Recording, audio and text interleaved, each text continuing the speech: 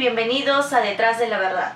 En esta oportunidad tocaremos un tema muy importante, pero más que eso, sumamente preocupante. Estamos hablando de la otra pandemia, esa es la que se está dando actualmente en casa y en la cual son protagonistas miles de personas, ya sean como agresor o como víctimas. Se trata de la violencia contra la mujer. Pero antes de comenzar, sabemos que en la actualidad la violencia contra la mujer llega a ser un tema muy complejo para los que quieren conocer más de este asunto. Para ello, en el siguiente reportaje daremos una pequeña definición de qué es la violencia contra la mujer y algunos datos básicos para conocer más sobre este problema. Atentos al siguiente reportaje. Te vigilo porque te amo. Pobre, no me gusta que te miren mucho. Si no es conmigo, no es con nada. Si te celo siempre, es porque te amo. No me gusta que tengas amigos. Ella de mí la culpa como ustedes. Eres mía y de nadie más, y de nadie más, y de nadie más, y de nadie más. Frases escalofriantes, frases que llegan a ser expresiones machistas de la pareja y que son necesarias identificar a tiempo para evitar la muerte. En el Perú, el 68% de mujeres ha sido víctima de violencia alguna vez en su vida. Según el Ministerio de la Mujer y Poblaciones Vulnerables, julio del 2020, en los primeros 100 días de la cuarentena del 2020, se dieron 350 agresiones sexuales, 23 feminicidios, 557 mujeres desaparecidas y 50.000 llamadas a la línea 100. A finales del dicho año se registraron 131 feminicidios y 120 tentativas de feminicidio. Actualmente el Programa Nacional Aurora del MIP expone en datos estadísticos que de enero a julio del 2021 el 56% de los casos de víctimas de feminicidio y el 47.5% de los casos de tentativa de feminicidio tienen vínculo relacional de pareja con el presunto agresor. Datos aterradores que revelan el sufrimiento de muchas mujeres las cuales cumplían el confinamiento estricto de una pandemia al lado de su agresor. La violencia contra la mujer se define como toda acción que atenta contra los derechos humanos de la persona y esta puede causar daños físicos, psicológicos o sexuales.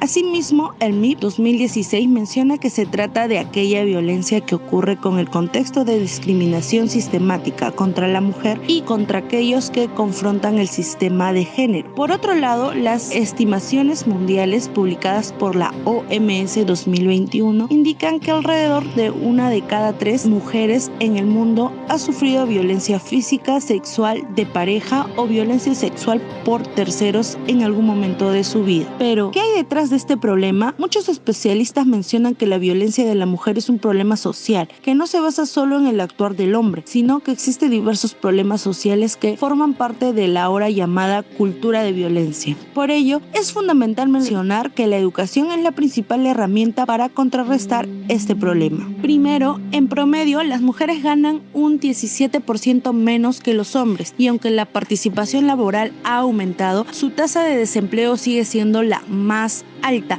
9.3% frente al 6.5% de la masculina. Segundo, entre el 17% y el 53% de las mujeres de la región han sufrido violencia física, psicológica y o sexual por parte de su pareja. Finalmente, el 70% de las personas que viven en la pobreza son mujeres y la mayor parte de los hogares que viven en la pobreza tienen jefas de familia. Del mismo modo, Melissa Fernández, gerenta de consultoría organizacional en BDO, red de firmas, auditoría y consultoría, considerada entre las 5 más importantes a nivel mundial. Perú, solo el 28% de las empresas en el país son presididas por mujeres, es decir, 3 de cada 10 líderes de compañías están a cargo de personal femenino y estas se concentran generalmente en las MIPES. También resaltó que, desde su punto de vista, este escenario corresponde principalmente a 2 barreras aún latentes: los estereotipos de géneros y la carga familiar que puede representar un impedimento para acceder a cargos gerenciales. Un claro ejemplo para demostrar la falta de equidad de género fue el caso de Arequipa, de la postulante de la Fiscalía cuestionada por el solo hecho de ser madre. Otro punto importante a resaltar sobre la violencia hacia la mujer es la cosificación, que consiste en degradar a seres humanos transformándolos en cosas o mirándolos como si fueran cosas. En este sentido, los medios de comunicación y programas diversos cumplen un rol importante a la hora de representar a la mujer en los diferentes ámbitos de su protagonización. Sin embargo, hemos contemplado aspectos que desvalorizan su desempeño, resaltando estereotipos negativos tales como la sumisión, el pasivismo, que aparentan su posición de inferioridad o en actitud de sometimiento, además de sexualizar su comportamiento, ya sea con frases que el personaje manifieste o simple vestuario que ésta lleve, que reflejados ya sea para el ámbito del entretenimiento, publicitarlos, entre otros.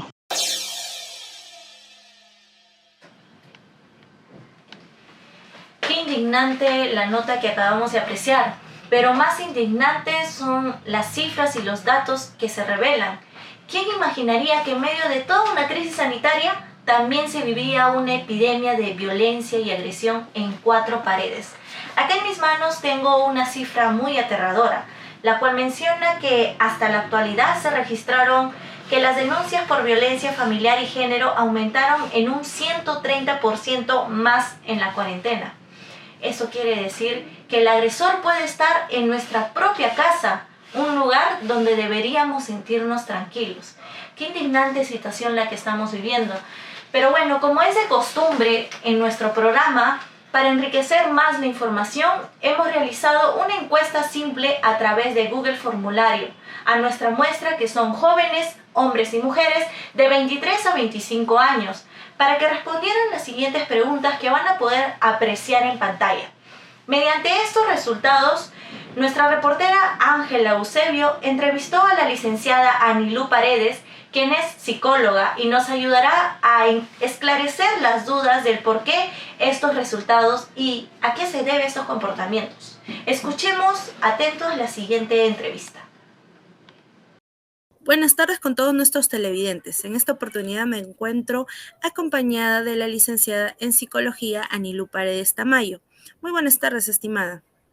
Buenas tardes, Ángela, muy buenas tardes. Bien, para comenzar, nosotros te contaré que hemos realizado jóvenes de 23 a 25 años de edad, la cual hemos obtenido impactantes resultados. Quisiera empezar diciéndote que el 73.3% de las personas encuestadas se dan cuenta de las acciones machistas que se dan en la vida cotidiana. Pese a ello, a estos actos todavía se siguen dando en la actualidad. ¿A qué se debe que sigan existiendo actos machistas en la actualidad? Por ejemplo, en la casa siempre decimos que el hombre es el que puede alzar cosas pesadas o la mujer tiene que lavar los platos. Tenemos y conocemos actos machistas. Estamos en una cultura y más con este tema de la información, de la virtualidad, el tema de la globalización, donde se enseña también en colegios, en los medios de comunicación, todo acto machista. Entonces, como dices, sí, las personas o la mayoría de personas hoy en día pueden reconocer eso. Pero estamos en una sociedad, ¿no?, que necesita ser, digamos, tener una educación desde una base primaria. Uno que es, como dices tú, que dijiste ahí, era la familia. Si la familia no se reeduca, porque es una reeducación, porque hay patrones que se han venido dando de generación en generación. Nosotros damos, en este caso, o repetimos lo que nos han enseñado. Y es así, porque creemos y pensamos que está bien. Si así me educaron a mí y me ha funcionado, entonces, ¿por qué no hacerlo con mis hijos, ¿no? Y con las futuras generaciones. Entonces, esa es una cultura de reeducación más que todo.